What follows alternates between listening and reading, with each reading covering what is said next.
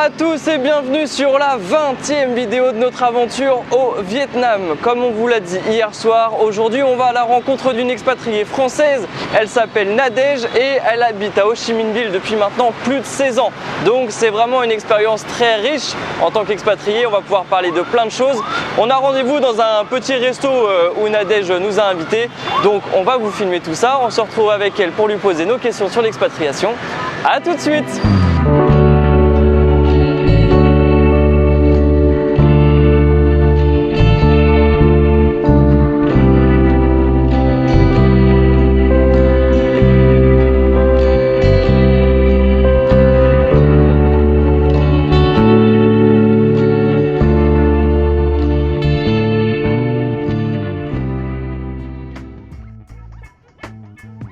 Bonjour, je m'appelle Nadège, je vis depuis 17 ans à Ho Chi Minh Ville, au Vietnam.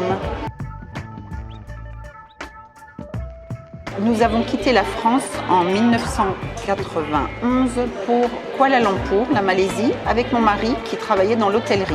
Voilà la raison pour laquelle on a quitté l'Europe, la France. Mon mari travaillant dans l'hôtellerie, nous avons fait plusieurs pays. La Malaisie, la Thaïlande, le Vietnam, le Cambodge, l'Indonésie. Et donc depuis 17 ans, j'habite Saigon. Mon mari étant moitié vietnamien, moitié français, on avait toujours eu une attirance pour le Vietnam, pour ce pays, que déjà on avait envie de découvrir par rapport à ses racines. Et il a eu l'opportunité d'avoir un poste à Hanoï en 1994 et donc on est arrivé à Hanoï la première fois où on est resté 3 ans et là la découverte a commencé, le pays, la culture, sa famille puisqu'il a une moitié de famille vietnamienne dans le nord et donc c'est comme ça qu'on a eu envie de rester et donc l'aventure se continue et ça fait donc 17 ans que je suis à Saigon depuis là. La facilité quand on est dans l'hôtellerie, c'est qu'on est assez bien installé. Souvent, on est logé au sein d'un hôtel, donc ça, c'est pour la vie de tous les jours, c'est très facile et très agréable. On n'a pas trop à s'occuper ou de la nourriture ou de sa petite maison parce qu'on vit dans les hôtels. Après, dans la vie extérieure de tous les jours, eh bien, tout de suite, je ne suis pas du tout asiatique et je n'ai pas malheureusement les yeux bridés, ce qui serait plus facile tous les jours. Mais l'intégration, elle s'est faite très facilement. J'ai commencé à apprendre la langue tout de suite. Pour moi, c'est une base. À chaque pays que j'ai fait, j'ai appris de la langue. Parce que pour moi, c'est une partie de l'intégration et une partie pour connaître mieux comment se passent les choses. Quand vous allez au marché, quand vous achetez des choses, quand quelqu'un vous sourit et vous parle, vous pouvez tout de suite mieux comprendre ce qui se passe, pourquoi et la culture. Et pour moi, c'est juste très, très, très important. Donc j'ai tout de suite appris le vietnamien. Et puis, je me suis occupée de mes enfants. J'ai 2 filles qui ont aujourd'hui 25 ans et 22 ans.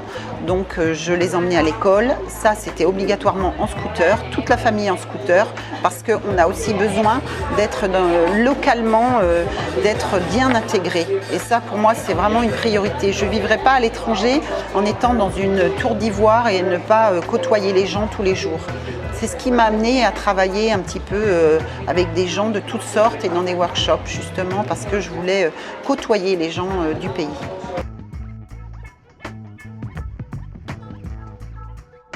En fait, quand on arrive au Vietnam, on a un visa de travail pour la personne qui travaille et après, évidemment, moi j'ai un visa par rapport au visa de mon mari qui travaille dans l'hôtellerie au Vietnam. Il a toujours travaillé dans l'hôtellerie et à chaque contrat de 2, 3, 4, 5 ans, eh bien, on a bougé au sein du Vietnam. On a d'abord vécu à Hanoï, puis à Dalat, puis maintenant nous sommes à Saigon. Et à chaque fois, il y a des contrats de 2 ou 3 ans. C'est plutôt des contrats précaires, mais bon, dans le système, on se connaît entre les directeurs d'hôtels, les hôtels, et on a toujours trouvé du travail et de quoi rester. Et donc moi, j'ai d'abord élevé mes enfants, ça c'était très important, et puis en parallèle, eh bien, j'ai toujours fait des activités manuelles. Donc au départ, je me suis mis à faire des petits bijoux pour moi, et puis les amis m'ont dit non mais nous on veut la même chose, et puis je me suis mis à faire de la déco ou des choses utilitaires pour le vélo, pour la mobilette, des objets, de la décoration, et pareil on me disait mais moi je veux les mêmes choses. Et puis j'ai entendu dire qu'à Saigon, il y avait ce qu'on appelait des petits marchés locaux, on appelle ça des bazars. C'est-à-dire qu'à intervalles réguliers, donc notamment avant Noël ou avant l'été, eh bien, il y a des petits marchés locaux mais avec des créateurs. Et donc j'ai commencé à vendre mes créations sur ces petits marchés. Et comme la demande devenait assez forte, eh bien, je me suis mis à fabriquer plus et à vendre plus. Il y a 4 ans de ça, j'ai failli partir du Vietnam. Finalement, je ne suis pas partie, mais j'ai rencontré quelqu'un. Je n'avais jamais rencontré quelqu'un qui s'intéressait particulièrement à ce que je faisais. Mais là, cette personne m'a dit « Tout ce que vous faites, ça me plaît, on doit se revoir ». Et puis cette personne, qui s'appelle Bibi, eh bien, elle m'a contactée. Souvent, on dit on va se revoir, on va prendre un café, puis on ne vous contacte jamais, ça ne se fait pas. Et là, elle m'a contactée. Et je me suis dit, si elle me choisit, c'est encore plus beau, quoi. C'est une chance, parce que quand les gens vous choisissent, ça veut dire qu'ils veulent vraiment travailler avec vous et qu'ils aiment vraiment ce que vous faites. Cette amie Bibi, elle me dit toujours, mais tu fais des milliers de photos, j'ai mon Instagram, j'ai mon Facebook, où je poste tout ce que je fais, mais en fait, je partage et c'est tout. Et ces photos, elles s'en vont dans l'air, dans les iCloud, et c'est tout. Et elle me dit, il faut absolument que tu fasses quelque chose de ces photos, quelque chose que l'on voit et que l'on transmet et qui raconte quelque chose. Donc on est parti de ce projet-là. De là, on a créé notre nom qui s'appelle Punk Dragon. Donc notre logo est là, donc c'est un dragon avec le nom Punk Dragon. Et surtout, ce qu'on aime particulièrement, c'est ce genre de choses, les grilles vietnamiennes qu'on voit partout dans les rues, qu'on ouvre, qu'on ferme, qui crissent, qui ont un petit air de crissant qu'on adore, qui fait partie de la grille, et on adore cette couleur. Donc on l'a mis, ça c'est notre emballage de produits, puisqu'on a essayé de faire quelque chose, une création avec les photos. Donc on a essayé de mettre les photos ensemble, les photos que je fais.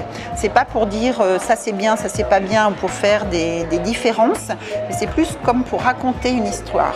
Dans cette histoire, ça s'appelle I Come From, et donc les photos racontent quelque chose. On peut imaginer toutes sortes de choses, chacun peut faire son histoire. Donc par exemple, ça c'est l'histoire d'un monsieur qui travaille au bord de la mer au Vietnam, qui récolte ses coquillages avec ce genre de filet. Et ça, c'est un autre bord de mer du Vietnam où il y a un phare. Ce phare, il a été construit il y a dans les années 1890 à peu près, et c'est du grès rose de Bretagne. Donc c'est incroyable parce que tout ce tableau, c'est déjà une histoire. Si on regarde tous les détails, il y a plein de choses à dire et plein de choses à penser. Et donc, après ça, on a fait le petite chose qu'on pourrait emmener, parce qu'on s'est dit, les touristes vont peut-être acheter cet objet. Donc, pour l'emmener, ça fait comme une boîte. On a fait une décoration de boîte et on peut emmener la boîte. On peut l'offrir, on peut la donner, et c'est comme un petit lucky cookie, un petit gâteau. On ouvre la boîte et on ne sait pas ce qu'on trouvera dedans comme image et ce qu'on peut se raconter comme histoire. Ça, c'est une autre histoire aussi. Cette dame qui est en train de mettre son encens comme tous les jours, de nettoyer son petit théâtre des ancêtres, là, la petite étagère des ancêtres. Et puis là, c'est une pagode avec toutes les lumières, comme on voit dans toutes les pagodes qu'on allume. Chaque personne vient allumer ses petites lumières et fait ses souhaits. Donc on met ça ensemble et on peut se créer son histoire. Voilà, ça s'appelle Storybox. Et donc on va faire une exposition bientôt à Saigon, le 8 mai, le 9 mai exactement, pour présenter cette création.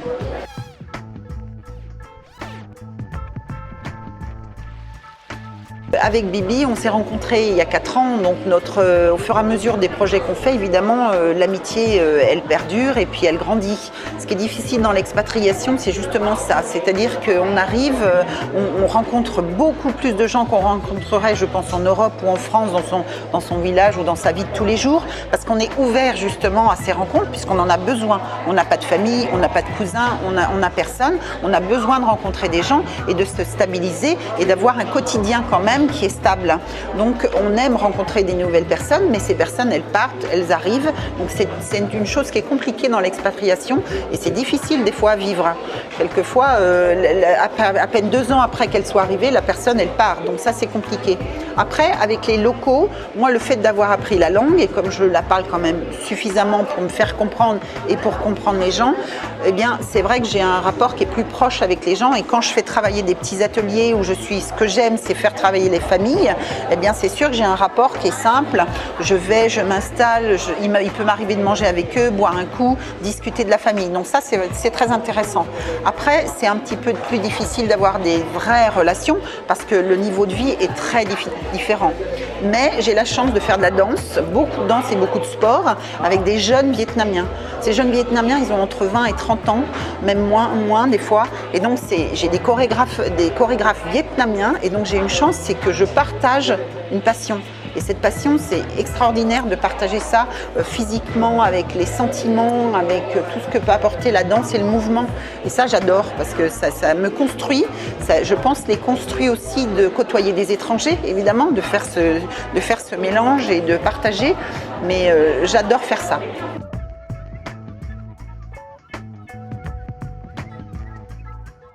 Depuis 17 ans que je suis là et depuis donc 91 en Asie, évidemment l'Asie du Sud-Est, que je connais quand même assez bien, a énormément changé. Mais même, je dirais qu'en 91, quand on est arrivé et qu'on a commencé à voyager, jamais dans mon imagination, je me serais dit ça va changer, ça va être ces champignons qui poussent partout et surtout ce bétonnage. En fait, c'est ce qui me frappe. C'est tout ce qui est béton. Alors d'un côté, je suis partagée parce que je me dis, ces gens, ils ont besoin de développement. Ils en ont besoin, il y a beaucoup de jeunes, 70% des jeunes au Vietnam ont moins de 30 ans, ils ont besoin de se développer, ils veulent la part du gâteau que nous on a eu avant, c'est-à-dire que l'Europe était un continent très très riche et qui se développait et qui profitait de tout. Aujourd'hui, les Asiatiques, ils veulent profiter de tout et de tout ce qui est moderne, ce que l'on peut comprendre. Après, moi, ce qui m'embête et ce que je trouve dommage, c'est qu'il y a une destruction massive de tout ce qui est beau, naturel, écologique, tous les bras de rivières, tous les bords de mer sont bétonnés. Et quelquefois, vous faites 15 km, 20 km avec une route en bord de mer, vous ne voyez pas la mer, vous ne voyez plus la mer. Parce qu'il y a des resorts partout, il y a des bâtiments, et je trouve ça dommage. C'est-à-dire que j'aimerais que le Vietnam en général, le gouvernement, tout ça, se dise on va garder 30 km de côte, on va garder une île entière, sauvage, avec des petites fermes, avec des gens, de l'écologie. Les gens peuvent venir visiter et les touristes, c'est ça ce qu'ils veulent voir, c'est la tradition. La tradition, il n'y a rien de plus important. C'est le pied du champignon, c'est vraiment les racines. Et on dit non, c'est trop vieux, on peut changer. Mais non. Je veux dire, tout ça, ça fait partie de l'être humain et des gens.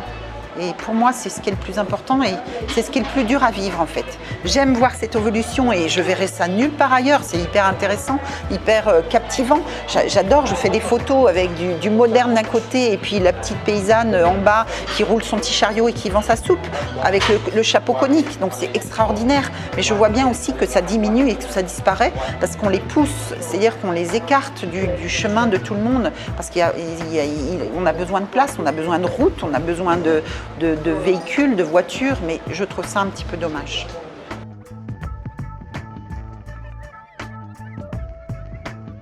Je pense que c'est purement commercial, quoi. C'est-à-dire que pour moi, tout ce qui se passe, c'est très commercial. Par exemple, on nous dit ouais, super, il y a des pailles en bambou. Ok, il y a des pailles en bambou, mais la paille en bambou, c'est pour la vendre. L'Asiatique, il veut faire du commerce, il veut vendre. Donc la paille en bambou, elle rend service, mais parce que finalement on ne prend plus de paille en plastique. Mais au départ, c'est pour faire du commerce pur et simple et tout est comme ça. Et donc c'est vrai que c'est difficile au jour le jour. Moi, je ramasse les papiers, j'aimerais qu'il y ait des journées écologiques, mais pas une fois par an, mais une fois par semaine. Qu'un quartier se dise, dans ma rue, je vais ramasser tout ce qui traîne et tout ce qui ne va pas. Mais non, c'est pas comme ça que ça se passe parce que, alors au Vietnam, on ramasse, il y a des poubelles, on balaie, mais je constate quand même, je dis à mon mari que je vois moins aujourd'hui des balayages réguliers tous les jours et plusieurs fois par jour. J'en vois quand même moins.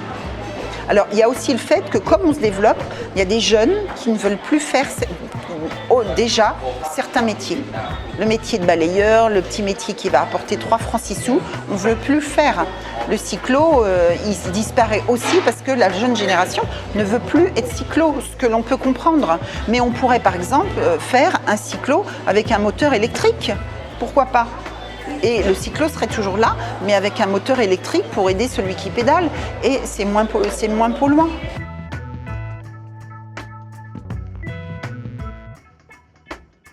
Ouais, il serait évidemment souhaitable, comme c'est un pays émergent et nouveau, que le Vietnam en fait opte tout de suite par l'écologie, tout de suite pour pas perdre de temps. Parce qu'en France, on a perdu ce temps. Ici, il faut pas le perdre. Justement, toutes les choses sont neuves, tout est à faire. Eh bien, optez tout de suite pour le bus électrique et pour les voitures non polluantes ou quelques voitures non polluantes. Et puis faire des parcs, par exemple, des parcs partout avec des arbres. Ça, ce serait magique.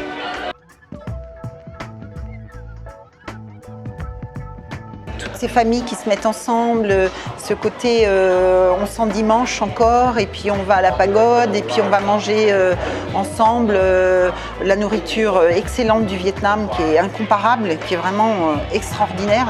Moi aujourd'hui, encore 17 ans après, quelquefois je mange quelque chose que je n'ai jamais mangé et que j'adore. Donc c'est ça qui est extraordinaire.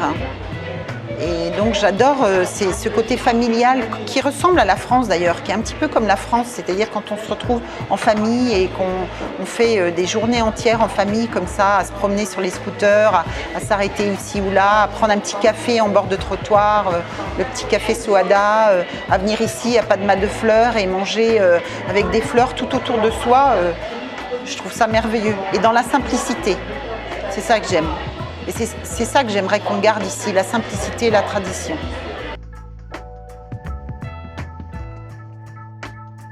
N'importe quel pays du monde en fait a une valeur et apporte quelque chose.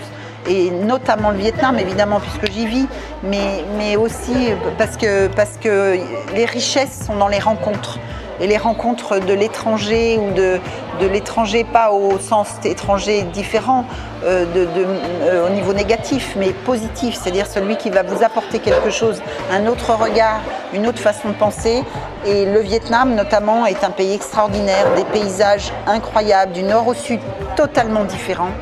Et la nourriture, la population qui est vraiment active. C'est intéressant de voir ce dynamisme dans ce pays, toutes choses qui changent. Et vraiment, si vous voulez faire une expérience extraordinaire, eh bien, il faut venir au Vietnam.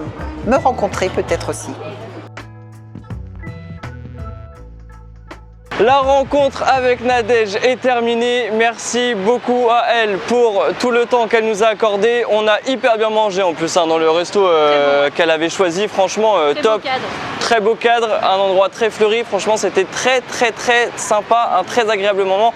Merci à Nadège d'avoir répondu à toutes nos questions. J'espère que ça vous a plu. J'espère que vous avez appris des choses sur voilà, les Français qui partent à l'étranger. Là, c'est vrai que pour le coup, l'expérience de Nadège, elle était vraiment très complète parce qu'elle n'a pas vécu qu'au Vietnam. Elle a vécu dans plusieurs pays d'Asie du Sud-Est et elle avait vraiment une vision globale de l'Asie et elle a vu les choses changer aussi d'année en année, donc c'était encore une fois très intéressant. Voilà, si ça vous a plu, n'hésitez pas à vous abonner, à liker, à commenter. Et voilà, donc nous ce qu'on fait, c'est qu'on va rentrer, on va préparer la suite du voyage. On a encore plein de choses à faire pour la suite de l'aventure. On espère que ça vous plaît tout ce qu'on fait. Nous, voilà, on rentre, on vous fait le montage, on vous poste la vidéo comme d'habitude et on se retrouve demain pour une nouvelle vidéo à Ho Chi Minh Ville. Donc on se dit, sous le soleil d'Ho Chi Minh Ville, à demain.